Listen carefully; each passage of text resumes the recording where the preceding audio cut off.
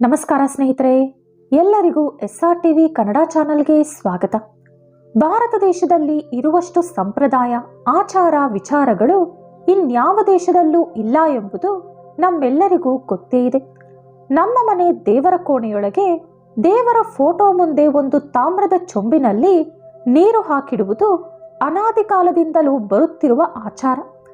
ಆದರೆ ಈ ರೀತಿ ನಾವು ಕೇವಲ ತಾಮ್ರದ ಚೊಂಬನ್ನು ಮಾತ್ರವೇ ಏಕಿಡಬೇಕು ಎಂಬ ವಿಷಯವನ್ನು ಈ ವಿಡಿಯೋದಲ್ಲಿ ತಿಳಿಸ್ಕೊಡ್ತೀನಿ.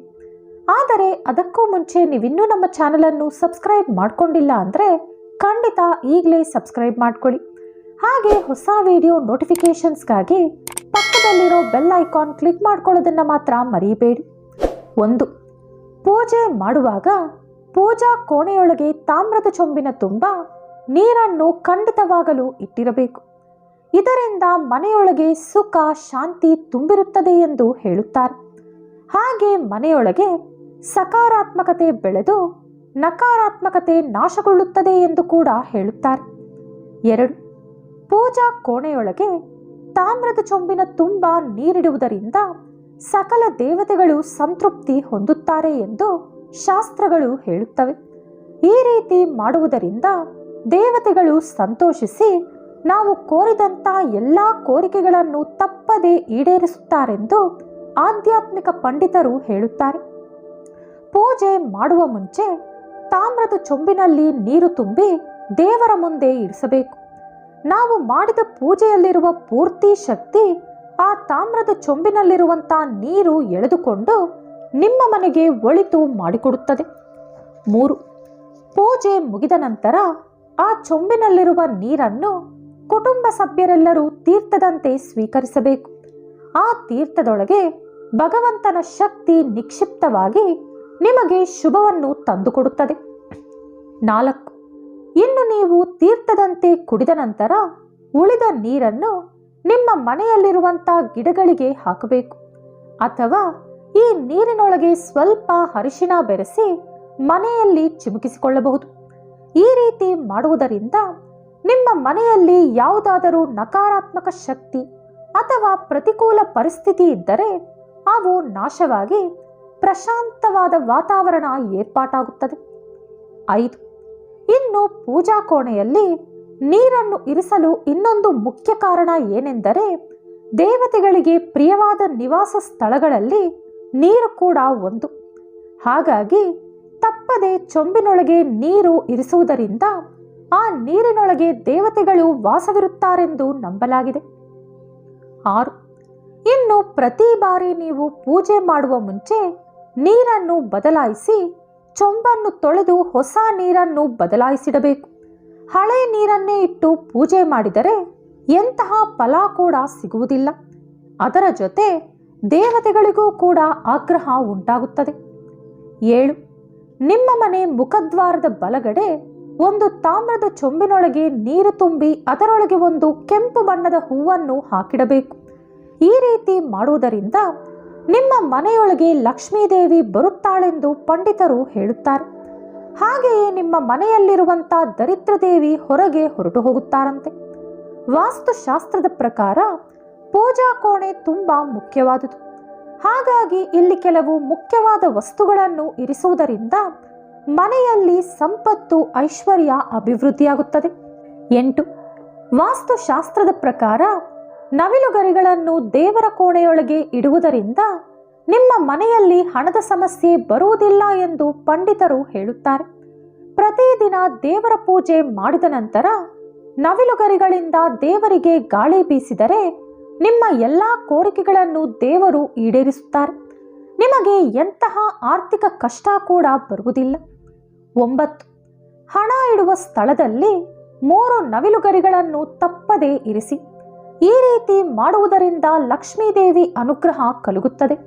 ಹಾಗೆ ನಿಮ್ಮ ಮಕ್ಕಳು ಓದುವ ಸ್ಥಳದಲ್ಲೂ ಕೂಡ 1 ನವಿಲುಗರಿಯನ್ನು ಇರಿಸುವುದರಿಂದ ನಿಮ್ಮ ಮಕ್ಕಳಿಗೆ ವಿದ್ಯೆ ಚೆನ್ನಾಗಿ ತಲೆಗೆ ಹತ್ತುತ್ತದೆ. 10. ಹಿಂದೂ ಪುರಾಣಗಳ ಪ್ರಕಾರ ಆಮೆಯನ್ನು ಮಹಾವಿಷ್ಣು ರೂಪದಂತೆ ಪರಿಗಣಿಸಲಾಗಿದೆ. ಹಾಗಾಗಿ ದೇವರ ಕೋಣೆಯೊಳಗೆ ಆಮೆ ವಿಗ್ರಹ ಇರಿಸುವುದು ತುಂಬ ಶುಭ ಉಂಟು ಮಾಡುತ್ತದೆ. ಆ ವಿಗ್ರಹವನ್ನು ಸಾಕ್ಷಾತ್ ವಿಷ್ಣು ಸ್ವರೂಪದಂತೆ ಭಾವಿಸಿ ಪೂಜಿಸುವುದರಿಂದ ನಿಮಗೆ ಎಲ್ಲ ಒಳ್ಳೆಯದೇ ನಡೆಯುತ್ತದೆ ಎಂದು ಪುರೋಹಿತರು ಹೇಳುತ್ತಾರೆ. ಯಾವ ಮನೆಯಲ್ಲಿ ಆಮೆ ವಿಗ್ರಹ ಇರುತ್ತದೋ ಆ ಮನೆಯಲ್ಲಿ ಹಣಕ್ಕೆ ಕೊರತೆ ಬರುವುದಿಲ್ಲವಂತೆ. ಒಂದು ಅರಿಶಿಣ ವಸ್ತ್ರದಲ್ಲಿ ಕರ್ಪೂರವನ್ನು ಹಾಕಿ ಗಂಟು ಕಟ್ಟಿ ಪೂಜಾ ಕೋಣೆಯ ಉತ್ತರ ದಿಕ್ಕಿನಲ್ಲಿರಿಸಿ ಪ್ರತಿದಿನ ಪೂಜೆ ಮಾಡುವಾಗ ಆ ಗಂಟಿಗೂ ಧೂಪ ಬೆಳಗುವುದರಿಂದ ನಿಮ್ಮ ಮನೆಯಲ್ಲಿ ಧನಾಕರ್ಷಣೆ ಉಂಟಾಗುತ್ತದೆ. 11. ಯಾವಾಗಲೂ ಆರ್ಥಿಕ ಸಮಸ್ಯೆಗಳಿಂದ ಬಳಲುತ್ತಿರುವವರು ಶುಕ್ರವಾರ ಲಕ್ಷ್ಮೀದೇವಿಗೆ ಹಸು ತುಪ್ಪದಿಂದ ದೀಪಾರಾಧನೆ ಮಾಡಬೇಕು. ಪೂಜೆಯ ನಂತರ 5 ಕರ್ಪೂರ ಬಿಳ್ಳೆಗಳನ್ನು ಕೆಂಪಗಿನ ವಸ್ತ್ರದಲ್ಲಿ ಗಂಟು ಕಟ್ಟಿ ಲಕ್ಷ್ಮೀದೇವಿ ಫೋಟೋ ಮುಂದೆ ಇಡಬೇಕು. ಆ ಗಂಟಿಗೆ ಧೂಪ ಹಾಕಿ ಪೂಜೆ ಮಾಡಬೇಕು. ನಂತರ ಆ ಗಂಟನ್ನು ತೆಗೆದುಕೊಂಡು ನೀವು ಹಣ ಬಚ್ಚಿಡುವಂಥ ಸ್ಥಳದಲ್ಲಿ ಯಾರಿಗೂ ತಿಳಿಯದ ಹಾಗೆ ಇರಿಸಬೇಕು. ಈ ರೀತಿ ಮಾಡುವುದರಿಂದ ಲಕ್ಷ್ಮೀದೇವಿ ಅನುಗ್ರಹ ನಿಮ್ಮ ಮೇಲೆ ಇರುತ್ತದೆ. ಈ ಕೆಲಸವನ್ನು ಕೇವಲ ಮನೆಯ ಗೃಹಿಣಿ ಮಾತ್ರವೇ ಮಾಡಬೇಕು. 12. ಹಿಂದೂಗಳ ನಂಬಿಕೆಯ ಪ್ರಕಾರ ಪ್ರತಿದಿನ ದೇವರ ಪೂಜೆ ಮಾಡುವಾಗ ಪೂಜಾ ಕೋಣೆಯೊಳಗೆ ದೇವರ ಮುಂದೆ ಅರಿಶಿಣವನ್ನು ಸಮರ್ಪಿಸಬೇಕು. ಪೂಜೆ ಪೂರ್ತಿಯಾದ ನಂತರ ಆ ಅರಿಶಿಣವನ್ನು ತಿಲಕದ ರೂಪದಲ್ಲಿ ಹಣೆಯ ಮೇಲೆ ಇಟ್ಟುಕೊಳ್ಳುವುದರಿಂದ ನಿಮಗೆ ಒಳ್ಳೆಯದಾಗುತ್ತದೆ. ನಿಮ್ಮ ಸೌಭಾಗ್ಯ ಕೂಡ ಹೆಚ್ಚಾಗುತ್ತದೆ. 13. ನಿಮ್ಮ ಮನೆಯಲ್ಲಿ ಸಮಸ್ಯೆಗಳು ಅಧಿಕವಾಗಿದ್ದರೆ ಪ್ರತಿ ಗುರುವಾರ ನಿಮ್ಮ ಮನೆಯ ಪ್ರತಿ ಮೂಲೆಯಲ್ಲಿ ಅರಿಶಿಣ ಬೆರೆಸಿದಂಥ ನೀರನ್ನು ಚಿಮುಕಿಸಿ. ಈ ರೀತಿ ಮಾಡುವುದರಿಂದ ನಿಮ್ಮ ದುರದೃಷ್ಟ ಹೋಗಿ ಅದೃಷ್ಟ ವರಿಸುತ್ತದೆ. 14. ಪ್ರತಿಯೊಬ್ಬರೂ ಮನೆಯಲ್ಲಿ ಖಂಡಿತ ತುಳಸಿ ಗಿಡವನ್ನು ಬೆಳೆಸಬೇಕು. ಲಕ್ಷ್ಮೀದೇವಿ ತುಳಸಿ ಗಿಡದಲ್ಲಿ ವಾಸವಿರುತ್ತಾರೆಂದು ಹೇಳುತ್ತಾರೆ. ಪ್ರತಿದಿನ ಬೆಳಗ್ಗೆ ಹಾಗೂ ಸಂಜೆ ತುಳಸಿ ಗಿಡಕ್ಕೆ ತುಪ್ಪದಿಂದ ದೀಪ ಬೆಳಗಿ ಪೂಜಿಸಿದರೆ ಲಕ್ಷ್ಮೀದೇವಿ ಪ್ರಸನ್ನಳಾಗಿ ನಿಮ್ಮ ಕುಟುಂಬದ ಎಲ್ಲ ಸದಸ್ಯರ ಕೋರಿಕೆಗಳನ್ನು ಈಡೇರಿಸುತ್ತಾಳೆಂದು ಜ್ಯೋತಿಷ್ಯ ಶಾಸ್ತ್ರ ಹೇಳುತ್ತಿದೆ. ಹೆಂಗಸರು ಕೂದಲು ಹರಿಬಿಟ್ಟುಕೊಂಡು ಪೂಜೆ ಮಾಡಬಾರದು. ಲಕ್ಷ್ಮೀದೇವಿಗೆ ಕೋಪ ಬರುತ್ತದೆ. ಹಾಗೆ ನಿಮ್ಮ ಗಂಡನಿಗೂ ಕೂಡ ಒಳ್ಳೆಯದಲ್ಲ ಎಂದು ಪಂಡಿತರು ಹೇಳುತ್ತಾರೆ. 15. ಮಂಗಳವಾರ ಅಥವಾ ಶುಕ್ರವಾರ ಅಥವಾ ಅಮಾವಾಸ್ಯೆಯ ದಿನ ದೇವರ ಫೋಟೋಗಳನ್ನು ಶುಭ್ರಪಡಿಸಬಾರದು. ಶನಿವಾರ ದೇವರ ಫೋಟೋ ಹಾಗೂ ದೇವರ ಕೋಣೆ ಶುಭ್ರಪಡಿಸಿದರೆ ತುಂಬ ಒಳ್ಳೆಯದು. ಪೂಜಾ ಕೋಣೆ ಇಲ್ಲದವರು ಪಂಚಮುಖಿ ಆಂಜನೇಯನ ಫೋಟೋ ಮನೆಯಲ್ಲಿ ಇಟ್ಟುಕೊಳ್ಳಬಾರದು. 16. ಗುಲಾಬಿ ಹೂವುಗಳಿಂದ ದೇವರನ್ನು ಪೂಜಿಸಿದರೆ ನಿಮ್ಮ ಕಷ್ಟವೆಲ್ಲ ಹೊರಟು ಹೋಗುತ್ತದೆ ಎಂದು ಪಂಡಿತರು ಹೇಳುತ್ತಾರೆ. ವಾಸ್ತುಶಾಸ್ತ್ರದ ಪ್ರಕಾರ ನಿಮ್ಮ ಮನೆಯಲ್ಲಿ ಸಂಪತ್ತು ಅಭಿವೃದ್ಧಿಯಾಗಬೇಕು ಅಂದರೆ ಲಕ್ಷ್ಮೀದೇವಿ ಆಲಯದಲ್ಲಿ ಸತತ 11 ಶುಕ್ರವಾರಗಳ ಕಾಲ ಕೆಂಪು ಗುಲಾಬಿ ಹೂವುಗಳನ್ನು ಸಮರ್ಪಿಸಿ. ಈ ರೀತಿ ಮಾಡಿದರೆ ನಿಮ್ಮ ಮನೆಯಲ್ಲಿ ಸುಖ, ಶಾಂತಿ, ನೆಮ್ಮದಿ, ಆನಂದ, ಶ್ರೇಯಸ್ಸು, ಹಣ ಅಭಿವೃದ್ಧಿಯಾಗುತ್ತದೆ.